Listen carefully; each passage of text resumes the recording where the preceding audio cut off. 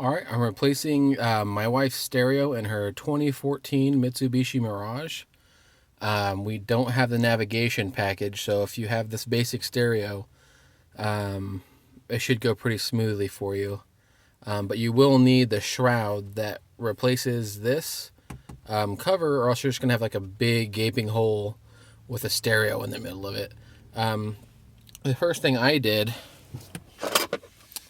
was grab one of these, used it to cut a cake, but I used it to pop the clips because I don't want to buy a trim removal kit.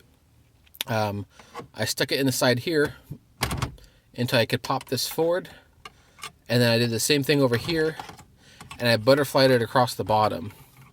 The reason why you want to do it here and nowhere else will become apparent when you pull this off. There's a little wire that goes right in here. Let's see, it's tucked kind of in there now.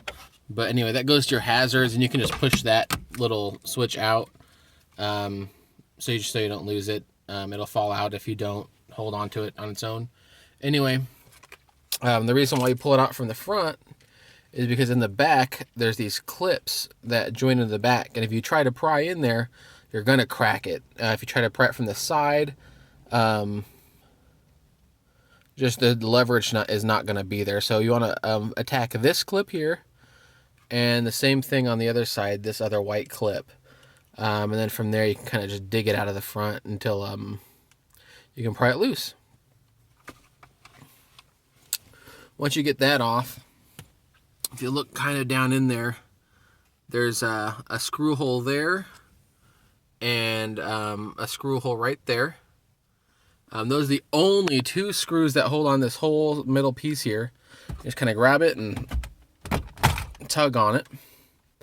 And then when you pull it, kind of pull it straight up, and there's going to be 4 wires back there. You're going to have this huge, massive cable here, a smaller one here, your USB connector, and then all the way on the other side, that black cable, that is the radio antenna. So you're going to want to pull them out. Here's the back of your stereo. Pretty basic single DIN. But you got 2 clips on this side, 2 clips on this side. And everything pulls just straight forward and out. Inside, you have this huge area, so it's going to be no problem fitting in a new or double DIN. But this is the important one. Here's our antenna cable. I'm not sure what this does. I've looked around the forums, but everyone says it's not used. So I'm thinking if we had a different model, that this would go to steering wheel controls or some other accessory that we don't have. And then this wire, let's see, way back here, I'm going to be replacing it, but that's our USB connector. That's the one that goes into our glove box, which isn't in right now. That's where that one goes, and this one here, this is the one that belongs to that switch. Took that one away. All right, next we're just going to get a wiring harness adapter. Scosh or Scorch or whatever doesn't make one yet, at least when this video is being made, so I'm using a different brand, and I'll get to that in a second. This is the stereo we're using for her car. It's the AVH-X 1500 DVD. We chose it because it has the ability to hook up to any factory component she might have later. It can do a backup camera, navigation, all kinds of good stuff. It also supports other screen outputs because it is a DVD player. I already purchased her shroud. This one here has the same black key finish as her console, so that's going to look really great. It has more than one screw hole I can fit in here, but I'm just doing 3 on either side. I don't think we'll need more than that. Here's the back of it. The back of it I love. Here's your audio outputs. This is the sound if you're doing audio out or video out. This is the video out. You know, you got your front speakers, rear speakers, and subs. This is what I like. This is where you would put your nav. Over here, this is your backup camera. You know, of course, auxiliary, we all know that. And I want to say this is your microphone for Bluetooth calling, but the Mirage has that on a separate system, so I won't need that.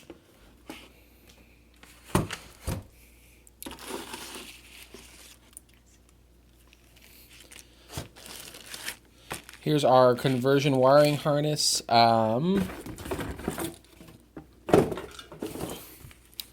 Here is the name of it. It's a turbo wire, Mitsubishi 07 and up.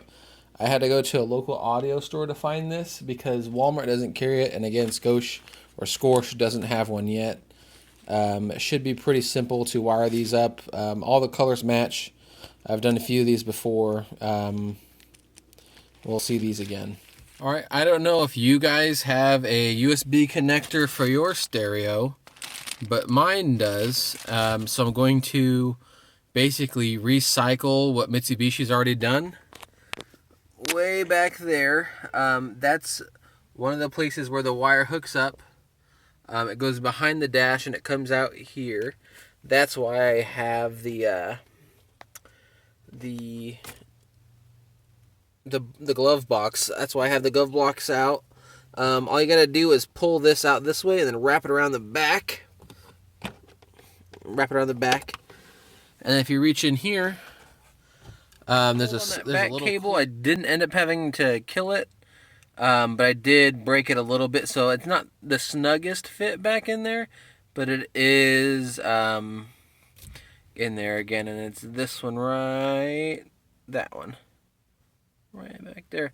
Anyway, that one was not too hard to pull out. Just one swift yank took care of it. I went ahead and I tied up all my cables with some zip ties. I like to leave a little bit on there just in case I need to tighten it more. I have something to pull on. I tied up that one. I tied up this guy right here. And look back in the glove box, it almost looks OEM. All I have to do now is put the dash back together and hook up this antenna wire. One thing I noticed that Mitsubishi had done that I really, really appreciate is they have a fuse already right here in the wiring harness. They already have a little 10 amp fuse, which saves me a lot of trouble because I usually like to put one in line around here, even though there is one on the stereo.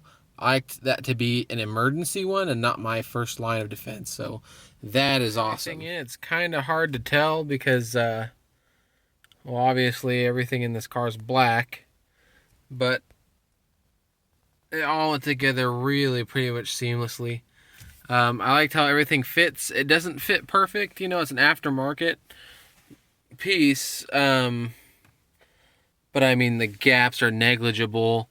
Where it doesn't meet up is non-noticeable to anybody who didn't do it. But I hope you've enjoyed the video.